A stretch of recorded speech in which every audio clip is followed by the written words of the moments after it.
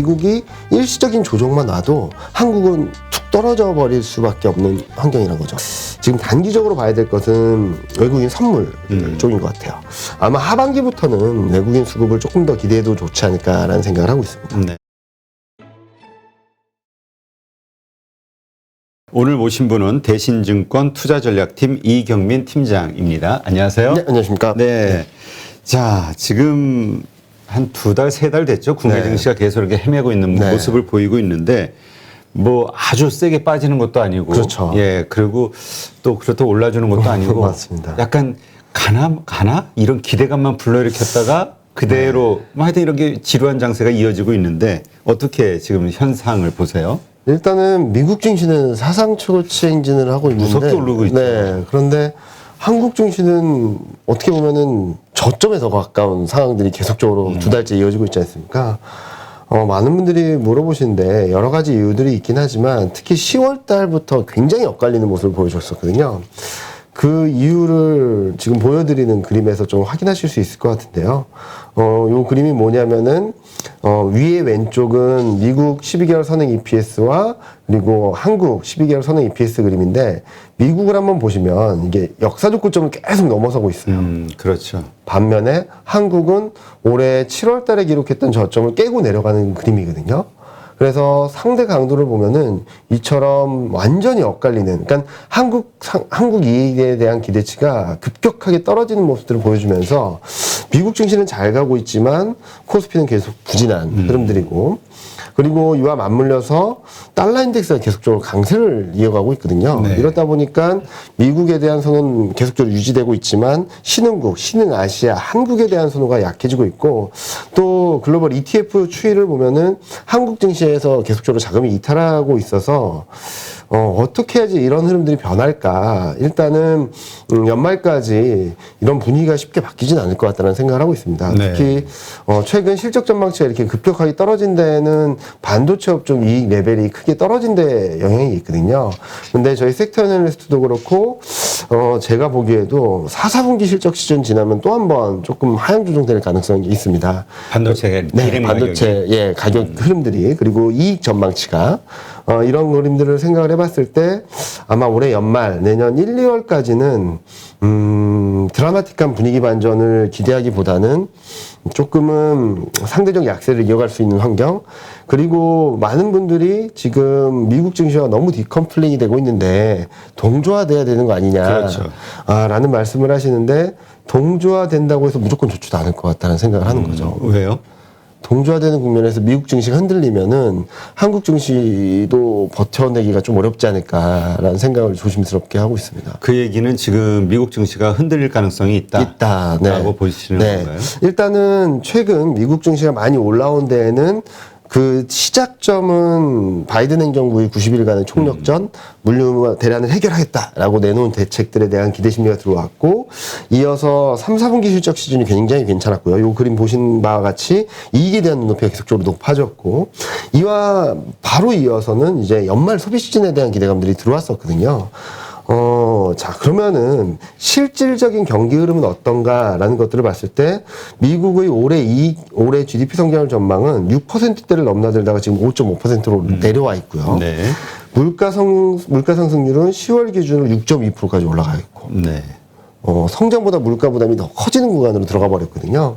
이런 분들을 봤을 때 기대감에 많이 올라오긴 했지만 실질적인 경기 회복, 물가에 대한 안정, 이런 것들이 아직까지는 좀 부담스럽다라는 생각을 해봤을 때 미국 증시가 조금만 흔들려도 한국 증시는 좀 레벨을 좀 떨어뜨릴 수 있는 그런 여건이 되지 않을까라는 생각을 하고 있고, 대표적인 사례가 가깝게 하는 9월 달에 있었습니다.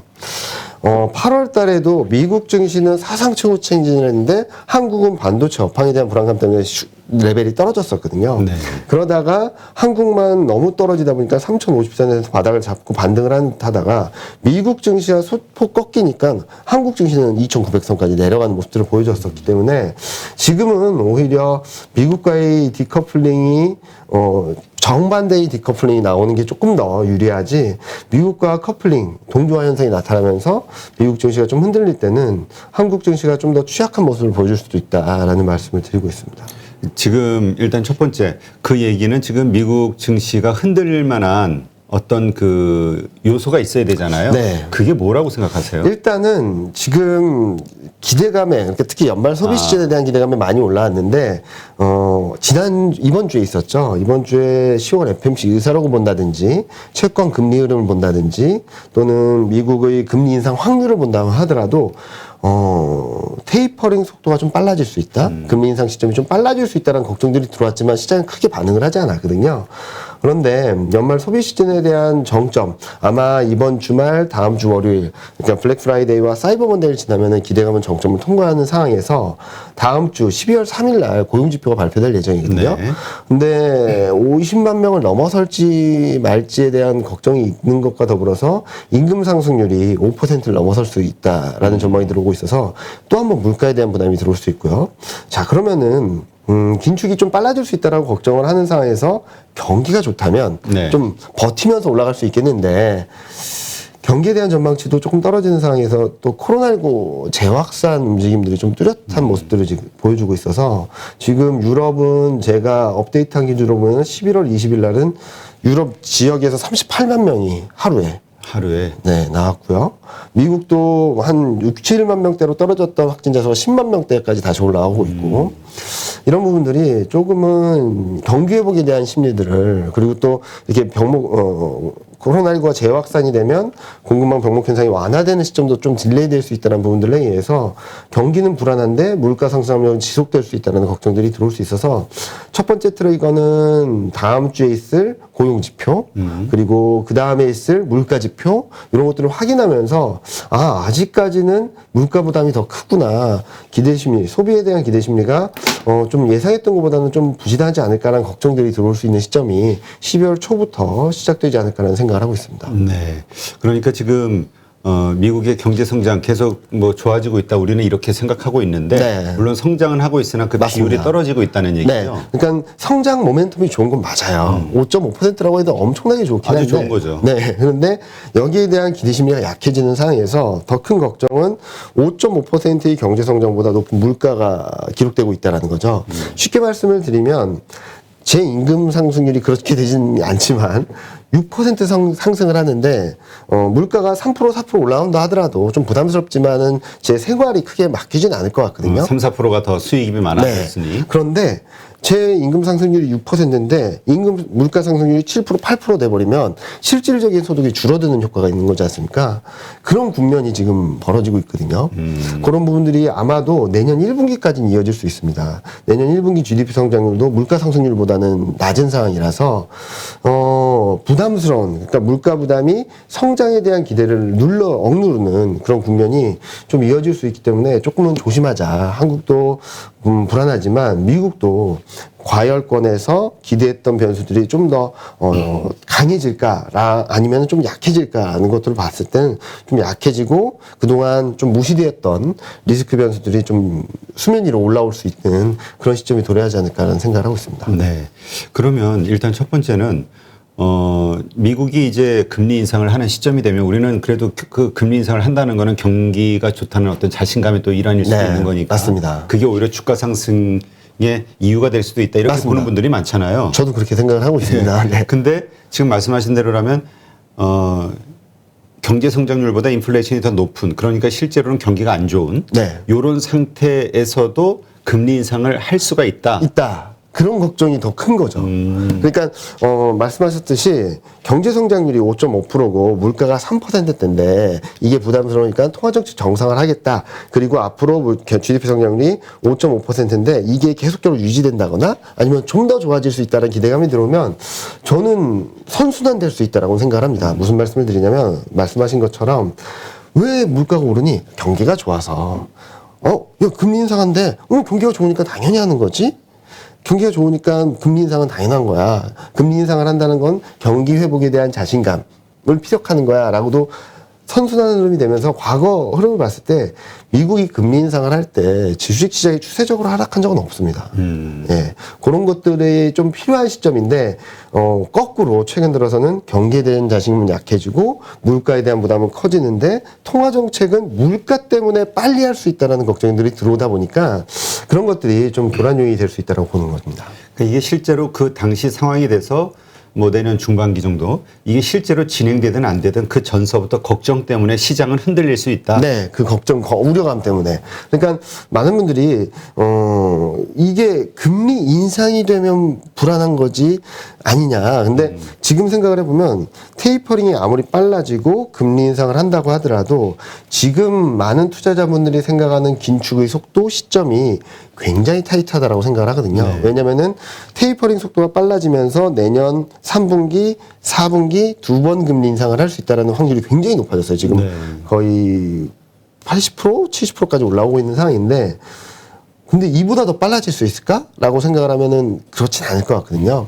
그래서 저는 이런 경기에 대한 불안감들을 증시가 반영을 하고 그로 인해서 금융시장의 과열도 좀 톤다운 되면서 경제 지표들이 다소 쿨다운 되는 과정을 거쳐준다면 오히려 지금 굉장히 타이트한 일정으로 예상이 되고 있고 이에 대한 걱정을 사고 있는 시장이 이 정도 경기면은, 그리고 물가가 조금씩 안정이 되는 모습들을 보여주면 금리 인상 시점이 이보다는 좀 덜 타이트하겠구나, 덜 빨라지겠구나 라는 심리가 들어오는 시점부터 좀 시장은 바닥을 잡아가고 분위기 반전을 모색해 나가지 않을까라는 생각을 합니다. 네. 그러니까 이제 어쨌든 지금 상황에서는 호재보다는 악재가 좀 앞에 예상이 되니 네.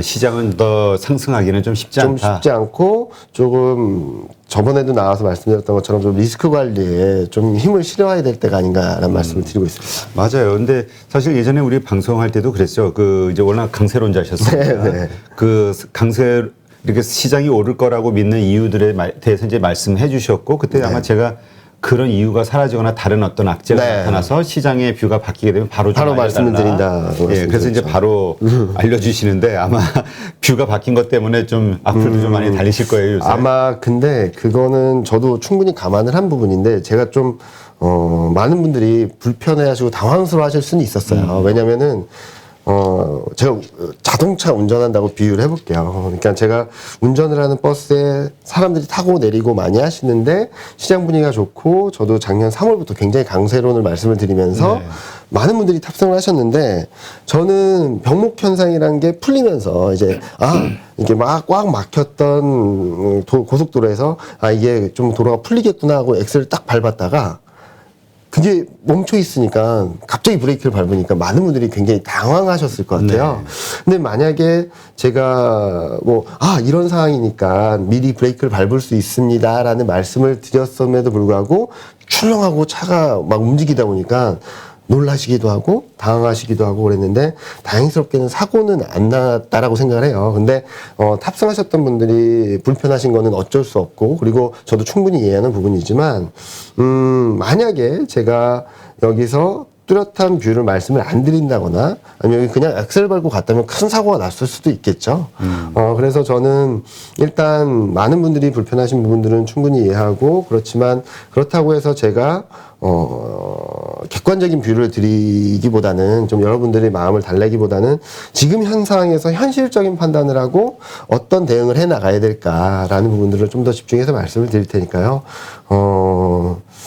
그렇다고 해서 제 큰 뷰가 바뀐 건 전혀 없습니다. 그러니까 전체적으로 상승에 대해서는 가지고 계시지만 가지고 있습니다. 네. 지금 시점에서는 이러한 악재들 때문에 리스크 관리가 필요하다. 이것이 다 해결되기 전까지는. 네, 맞습니다. 그렇다면 금리 인상 그러니까 지금 시점에서는 미국은 그동안 계속 또 올랐으니까 지금 이런 말씀하신 이유들 때문에 미국이 더 크게 흔들릴 수가 있다. 네. 아니요. 미국이 크게 흔들리기보다는 미국은 지금 GDP 성장률도 한국보다 높고요. 그리고 기업 이익도 굉장히 좋고 그래서 미국이 엄청 흔들린다기보다는 미국이 일시적인 조정만 와도 한국은 툭 떨어져 버릴 수밖에 없는 환경이라는 거죠. 그러니까 일시적 조정이 올 거라고 보시는 건가요? 네. 저는 그렇게 그러니까 봅니다. 그런 조정이 오면은 우리는 근데 우리가 디커플링이 그 호재는 디커플링인데 악재는 커플링인 것 같은데. 그렇죠. 올해 내내 그런 것 같습니다. 진짜로. 그렇죠. 대표님도 아시죠. 미국이 흔들리면 어차피 우리는 같이 흔들릴 수밖에 없을 것 같다는 생각이 그래서 들어요. 앞서 말씀드렸던 것처럼 8월, 9월 달에도 그랬어요. 8월 달에도 정반대의 흐름을 보이다가 미국 증시가 살짝 흔들리니까 코스피는 레벨을 확 떨어뜨려서 2,900까지 내려간 거거든요. 그래서 저도 요즘 비유를 많이 드리는 것 중에 하나가 미국이 재채기를 하면은 한국은 독감을 걱정하고 굉장히 좀 입원을 해야 될 수도 있는 상황이 벌어질 수도 있다. 워낙 체력적으로 굉장히 약한 상황이라서 그런 부분들을 좀 고민하고 있습니다. 네. 근데 하여튼 뭐 물론 이제 불편해 하시는 분들도 있겠지만은 어쨌든 뭐 지금 현상에 대한 네. 우리 이 팀장님의 그 솔직한 네, 네. 예, 인식 이거를 우리는 알고 싶은 거니까. 네, 네, 그리고 네. 그것이 이제 뭐 입에 좀 쓰더라도 네, 그렇죠. 약이 되는 거니까. 네. 네. 하여튼 또 이러한 뷰가 또 바뀌게 되면은 또 바로 알려주시는 말씀을 드리죠. 게 네. 예, 좋을 것 같고요. 자, 그렇다면 우리 코스피 지금 정말 지루한 상황인데 네. 언제쯤 상승의 반전이 시작이 될 것이냐? 그 트리거가 뭐가 될 것이냐? 저는 내년 1분기 정도가 될 것 같아요. 그러니까 제가 가장 키 이슈로 보는 것은 병목 현상이 네. 어느 정도 완화되는지 여부가 정점을 통과하는 시점은 올해 말 내년 초가 될 거라고 생각을 하는데 이제 중국 전력난 이슈까지 좀 감안해서 본다면 내년 봄이 되면서 조금 더 풀리는 모습들을 보여주지 않을까라는 생각을 하고 있고 또 하나는 예상치 못했던 코로나19 재확산 변수가 그렇죠. 아마 겨울을 지나면서 좀 진정이 될 거고 그리고 지금 국가별로 유럽이 대폭증을 하고 있는 상황은 부스터샷이 조금 부족한 것들 그리고 동유럽 국가나 이런 나라들이 아직까지 접종률이 50%가 안 되는 부분들이 좀 영향을 미치고 있는데 미국도 확진자 수가 늘고 있지만 유럽처럼 폭증은 하지 않고 있거든요. 이게 저번 달부터 부스터샷을 맞기 시작했고 부스터샷을 맞은 이스라엘 같은 경우도 지금 확진자 수가 좀 크게 늘어나진 않고 있어요. 겨울이 되었음에도 불구하고 이런 것들이 좀 전환된다면 그리고 연말 연초에 치료제가 나오게 된다면 아마도 코로나로 인한 부정적인 부담들은 좀 진정이 될 거다. 그래서 두 가지 키팩터로 보면 병목 현상이 완화되는 시점, 그리고 코로나19가 진정되는 시점. 왜냐하면 코로나19가 진정이 돼야지 사람들이 일터로 가고, 일터로 가면서 그동안 정체되었던 물류 현상이라든지 제조업 경기들이 조금 살아날 모습들을 보여줄 수 있다고 생각하거든요. 그래서 저는 내년 겨울을 올해 내년 겨울을 지나면서 봄이 되면 봄이 될수록 분위기는 조금씩 더 좋아지는 그림을 만들어주지 않을까라는 생각을 하고 있습니다. 네. 자, 그렇다면 지금 이제 사실 많은 그 개인 투자자들 같은 경우는 이제 그 대형주 중심으로 네. 이제 물려 있는 거잖아요. 네, 네. 계속 하락하다 보니까. 그런데 이것이 좀 살기 위해서는 역시 수급 쪽에서 외국인이 사줘야 맞습니다. 되는데, 네. 뭐 지금 돌아가는 상황 봐서는 환율도 그렇고 그쵸. 쉽지가 않은 거죠. 맞아요. 지금 단기적으로 봤을 때는 쉽지 않은 상황이면 분명히 맞는 것 같아요. 그리고 특히 원달러 환율을 보면은 외국인은 쉽게 들어오지 않는데 좀 다행스러운 점이 하나 있긴 하거든요. 뭐냐면은 외국인이 매도를 하고 있지만 현물 시장에서 이전처럼 막 대규모 매도를 하지 않고 있습니다. 그렇죠. 왜냐면은 지분율이 31%까지 많이 떨어져 있는 상황에서 중요한 거는 원달러 환율이 등락이 있기도 하지만 달러 대비 원화 약세가 얼마나 진행되는지가 중요하거든요. 쉽게 말씀드리면 8월, 9월, 10월까지를 보면은 달러 인덱스는 그렇게 많이 안 올랐는데 원달러 환율 혼자 이렇게 막 올랐어요. 네. 그때 외국인이 굉장히 많이 팔았거든요. 반대로 지금은 달러 인덱스는 계속 연중 고점을 경신을 하고 있는데 원달러 환율은 1180원 후반, 90원대 초반에서 이렇게 머물러 있거든요. 그러다 보니까 외국인이 현물에 대해서는 그렇게 매도를 하지 않고 있는데 지금 단기적으로 봐야 될 것은 외국인 선물 쪽인 것 같아요. 외국인 선물이 환율에 굉장히 예민한 반응을 보이고 있거든요. 뭐 환율이 조금만 튀면은 뭐 조단위 매도를 하기도 하고 환율이 조금만 안정되면은 조단위 매수를 하기도 하고 그런데 단순하게 외국인 선물 매매가 왜 중요하냐?